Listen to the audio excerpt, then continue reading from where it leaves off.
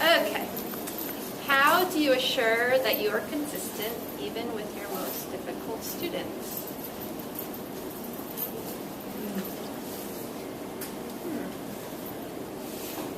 I would like to know more about what consistent means.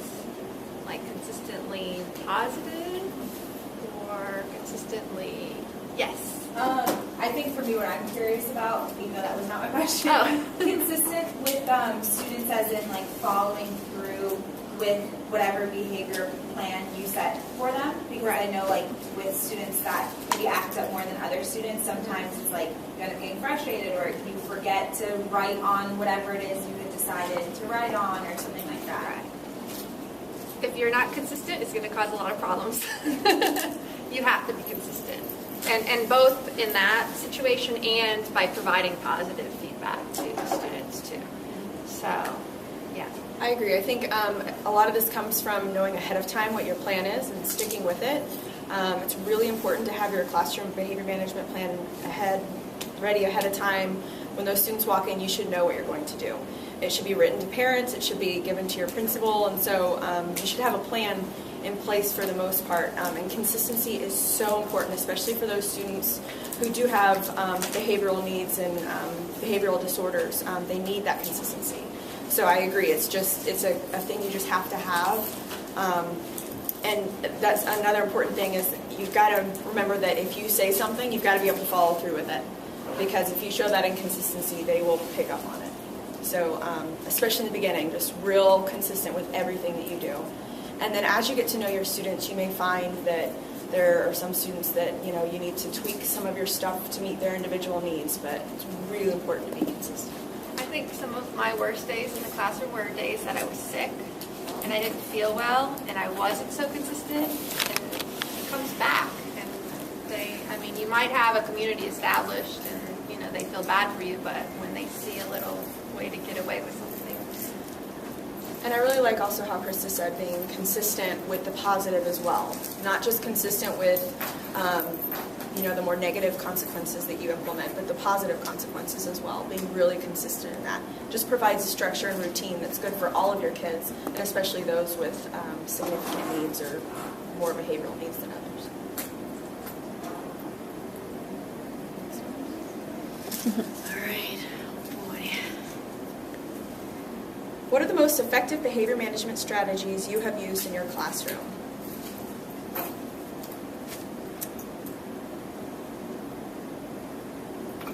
Starting with me too.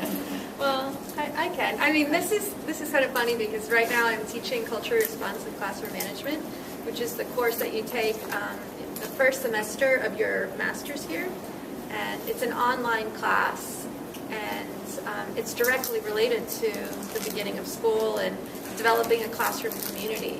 So for me, when I was teaching, I always followed the responsive classroom philosophy of building the community first and creating rules with your students, and then using positive reinforcement as the behavior management program. So that's what I always did in my class, except for the year that I came back to Florida at J.J. Finley, and they used the clip chart. And I had a really hard time because I had taught 12 years doing it one way, and then I was told, nope, you need to do it another way. So that was the behavior management plan, was to use the clips, moving them up and down, and every day filling out a little form. And it was first grade, so it was fine, but using something like that in the upper grades, I'm not sure how that would work. I didn't experience it, but they could move up and down. Yes, they could move up and down. So whenever, especially with my students that sometimes acted out, they would move down, but we would usually have a little conversation off to the side, and they would work to move it back up. So, but the parents did appreciate seeing the different colors. It was like you start on green, and then you can go all the way up to purple, or you can go all the way down to red. So, I give it. So just to kind of piggyback off of that, I had something similar in my classroom. So again, this was kindergarten, and I somehow always got the kids with behavior disorders, and it was such a blessing. I absolutely loved teaching kids with behavior disorders, which is why I'm getting my PhD and specializing in behavior disorders. But what I was going to say is I had a very similar system, but the positive is so important, stressing the positive with these kids. And so in my classroom we had a 5-color system, and it was, so out at Newberry we had a school theme for that year, and so whatever the school theme was, my chart matched it. But I had 5 levels, so all the kids started on green, and then there was blue and gold, and then yellow and red. And then in the middle of whatever circle or whatever I had, I also had an emoticon little face so that they could understand exactly what the levels meant. I taught it and reviewed it over and over. They moved to their names. I did not. I'm really big on giving my kids tons of responsibility in the classroom, so it was one less thing for me to do. I never had any issues with that. But the focus was always on the positive. I had way more magnet strips for their names on the blue and gold to kind of communicate to them that's where I expected them to be. And I only had like one little magnet strip on the yellow and the red, so there was really no need for them to ever be down there. Also, I made sure that when they came in the morning, I started it right away. So honestly, by the time announcements were done, half of my kids were up on blue already, because I really wanted to start their day off on a positive note. My classroom rules, I had 5 classroom rules, and they aligned with my school's PBS rules, and they were all positively worded. My favorite rule is teacher says it, you do it, because that covers everything. And my kids, it got to the point where I'd say, teacher says it, you, and I'd snap and they go, do it! So it was great, because everything can fall under that rule. But I had board maker pictures next to them. I had them posted in the room. We went over them every day for at least a month. I mean, and we taught lessons. I would stop what we were doing if we needed to have a lesson on appropriate behavior in the classroom. And so that's really how I started, was just the big behavior management system. And then for kids with more significant needs, I used a lot of individual charts, and the one I used the most actually exactly mirrored my classroom one. So the kids had a little mini chart that they carried around with little Velcro dots. I used Velcro dots all over my room. And they had 5 little circles or stars or whatever with those 5 colors, and it was really immediate reinforcement. So they'd be sitting next to me and they'd be moving their color the entire time I'm teaching. And then I would record that data at shorter intervals throughout the day. So it was good because it was consistent and they understood the system, and then as soon as they didn't need it anymore, they were right back on the big chart. So I think setting up your classroom management system is really important, and then everything comes back to that. And then those consequences were built in ahead of time for what they would earn or what would happen if they didn't follow directions. I don't know if that fully answers the question. Yeah, I want to add to going into consequences.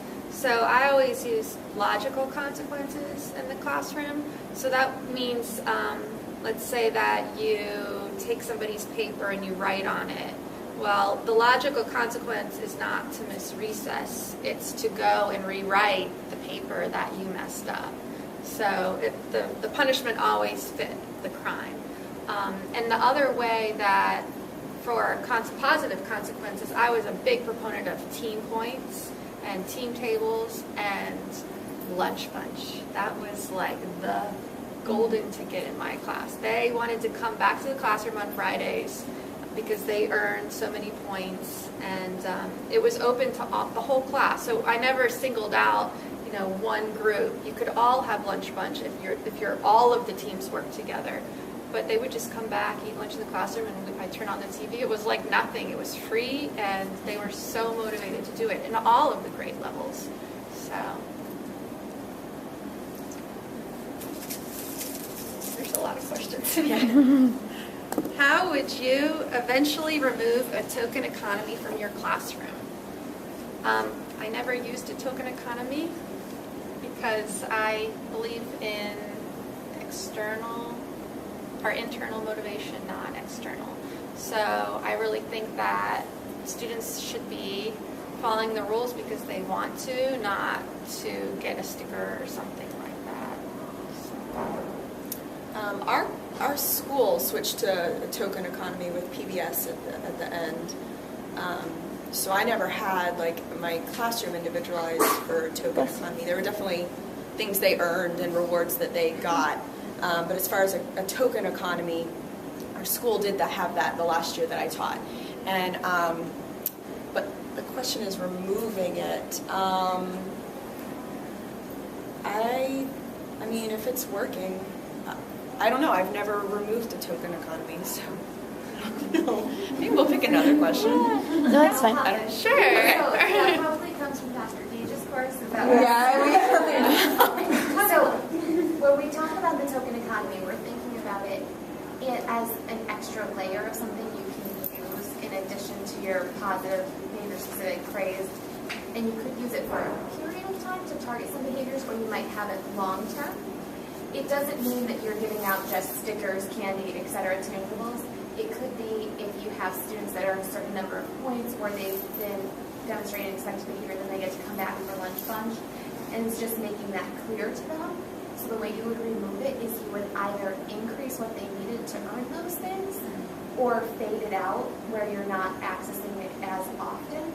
Or you might leave it in for part of the time, especially for those kiddos that are at the tier 2 needing a little bit more support.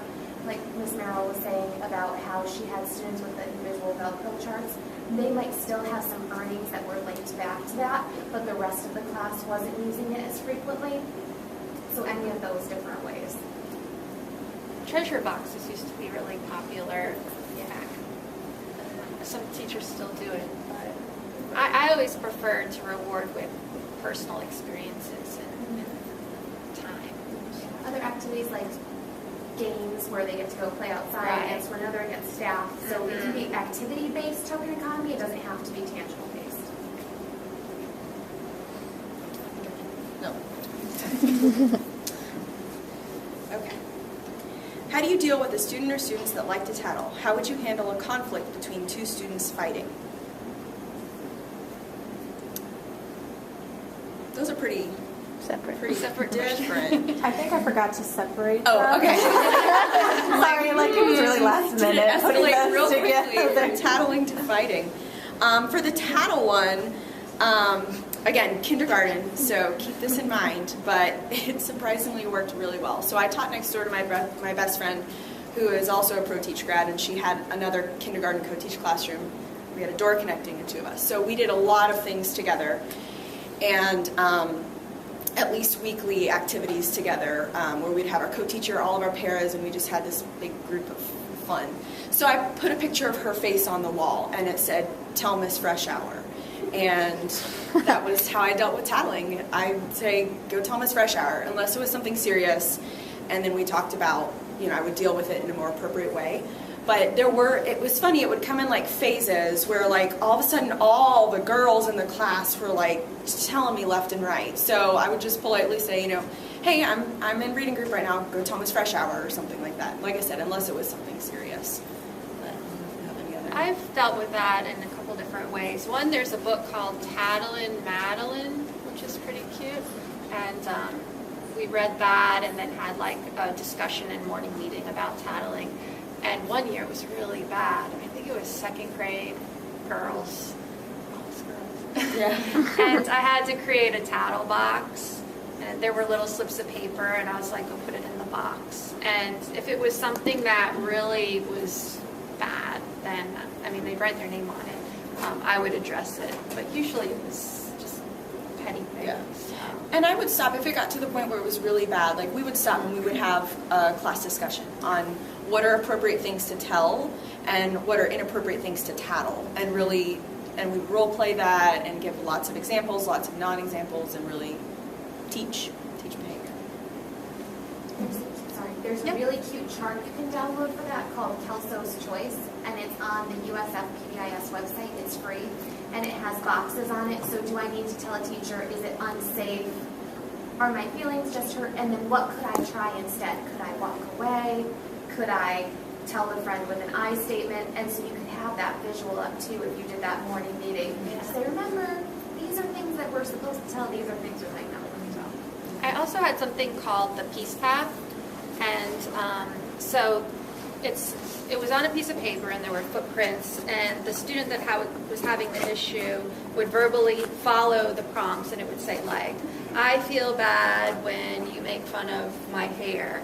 And then the other student would read the prompt and say, I hear you saying that you feel bad when you make fun of my hair. And then she would say, I want you to, whatever the action is, stop making fun of me or whatever. And you said, so it would go back and forth, and hopefully by the end of, by the time they get to the end of this path, they resolve the issue. And so if one student had a specific issue with another student, I would first model how to do this with the whole class, and then I would say, go do the peace path. And usually it became so monotonous that they were just like, oh, we'll figure it out. So it solved the problem. Oh, the fighting. Oh, yeah. How would you handle two students fighting? Do you mean physically fighting? Yeah, or verbally, either or. Like, how would you deal with that, like, in a positive way, or would you, like, physically touch them? Kind of, I was hoping to go in that aspect. Like, would you break them apart if they were physically, and how would you do it verbally? And I think you kind of answered that with the tattling, so. Yeah, because, I mean, physically fighting, that's a whole new thing. I mean, number one is their safety, right? So no matter what situation they're in, you've got to make sure that the kids around them are safe and that they're safe and that no one gets hurt. So, and it's also going to depend on the age. You know, if my 5-year-olds are fighting, that's another story. But if you're a high school teacher or middle school teacher even. So your school should have rules for those bigger physical fights and procedures for, I mean, I know towards the end of my teaching, I was not allowed to intervene very much.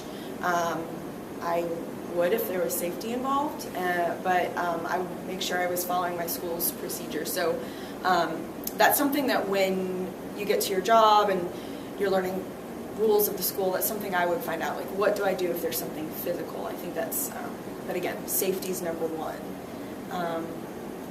It's just verbally fighting, I would say, obviously, like, you know, you're going to want to intervene and stop and separate the students, and then I would usually, you know, get the students to calm down first. If they're emotional and they, you know, they're not thinking properly, they're not going to hear you, they're not going to listen, so calming down was always the first thing that I would focus on. And you get to know your kids pretty quickly, so you'll know, especially those ones that are more prone to show aggression or even if it's just verbal aggression, you get to know kind of what works for them. And so calming them down, giving them a break, and then coming back together and talking it through, talking about what happened, why, what to do in the future.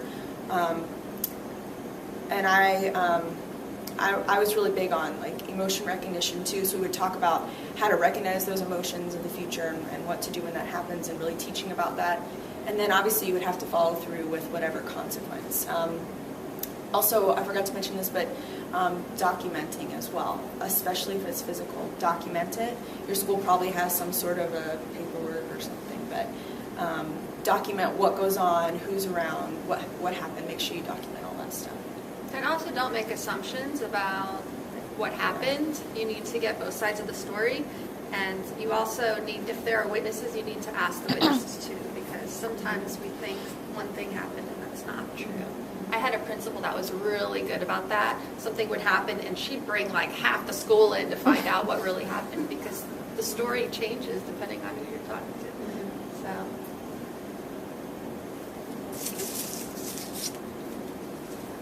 How do you transition from one positive behavior strategy to the next if the first one you try isn't effective? I just do it. Yeah. I just try to keep things fresh too, because, like, you know, I did do lunch bunch, and like you were saying, it can get old. So you can, you know, say, well, this month we're only going to have it once, but during that time I'm going to put in a movie. You know, you just change it up a little bit to make it interesting. But no, I just switch it up. So yeah, and I think this is just fresh on my mind because my students are learning about this right now, but if you're using reflective teaching cycle, right, and you're constantly thinking about what's going on in your classroom, is this working? And that's a good thing if you're doing that, but you should be constantly reflecting on the techniques that you're using and paying attention to when they don't work, and it's good to change it up, just like you were saying. It's really good to change it up. Yeah, but just do it. I don't know. All right, that was a good one. Okay.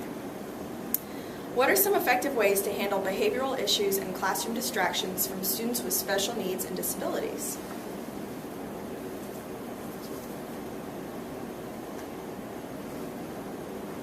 Okay. Well, okay, so this is kind of a broad question. Because this could mean, a student that just has attention issues, or it could mean somebody with a behavior disorder. So I don't know if there's any, so stop me if there's something you want to know specifically about. But, I found that if you use those good, solid, effective teaching strategies in your Tier 1, it's going to catch a lot of your kids, right? And, effective ways, distractions. I don't know who wrote that one. I think it might have been. Okay. Do you have any? Yeah, just direction? as far as like classroom management, what do you do, say, when you're in the middle of like a full group instruction lesson and a child is, distracted or screaming out? How would you handle it and get everyone back on track to the lesson? Are you asking for a strategy to use with the child that's having a behavioral problem, or for the rest of the classroom? For both, just to get the class back to not be distracted by it and to calm the child down and to get them back into the lesson. Okay. So if this is a child with special needs, and it's probably something that's pretty consistent, there should be a plan in place, some sort of a Tier 2 intervention they're using, or even Tier 3 if it's pretty intense and you need one-on-one. So there should be some sort of a behavior intervention plan for that student, something that you're using. So from the example I had earlier, I had these kids that had those charts, and I knew some of their triggers, so I would try and prevent that as much as possible. If they were having some sort of a meltdown, I had procedures in place to where my para would take over and I would do some instruction with that child, and whatever, or vice versa. As far as the rest of the class goes, so the kids feed off of you. So if you get frazzled and you're like, oh my gosh, this kid's freaking out, I don't know what I'm going to do, they'll pick up on that. So, just making sure that you stay calm, that you've got everything under control, and follow through with your plan, whatever it may be, and address that student's needs. And then just regroup and keep going. And if it's something like substantial, obviously stop and have a discussion about it and keep going. But as far as more intensive interventions, there's like the Tier 2 things. You can do like a check-in, check-out system with them. I used a lot of the behavior charts I was telling you about earlier. I also used, we just called it a smiley face chart, where they could earn smiley faces and take them away, and they had a set number they had to earn, and they could earn their reward as soon as they got to it. So using those more frequent reinforcements with those kids and stuff like that. I kind of went off on a lot of tangents there, so I don't even know if I answered your question, but... I would have conferences with my students, the ones that I needed to work things out with. I remember one student, she had major attention issues, and my students were always sat at tables, and I'm like, what do you need? How can I help you? And she's like, I can't sit at that table. I need to have a desk by myself facing the wall. And I'm like, are you sure about that? Because that looks kind of weird in the classroom. And she's like, no, that's what I need. I'm like, okay, if that's what you need, then that's what we'll do. And I had another student, he would get very emotional about things when he got upset. And we had a plan that if he was starting to feel that way, we had a bathroom in our classroom, and he just went in the bathroom. And he would do a little dance because that made him feel better, and then he'd come back out. And it was, if I hadn't had that conversation with him, then, I wouldn't know, and he would be stuck. So just get to know your students, and they'll tell you. Yeah, get to know your students, and, like I said earlier, prevent as much as possible. So if you know there's a trigger, avoid it, do what you can. And changing the environment, like the student that needed the desk put away. I had a student who had an emotional behavioral disorder and was also ADHD. And so he needed his little spot on the carpet to be back here, so I didn't care if he was rolling around and doing somersaults. He was engaged when he was doing that. So, and nobody else saw, or he wasn't bothering anyone. So rearranging your environment so that they're still participating, but that you're going to avoid some of those meltdowns and keep everyone else on track. Can I take one more question, and then we're going to transition to our next guest speaker? Get a good one. If I can change that. Oh, we answered that one. Yeah. It's how do you feel about implementing a token economy?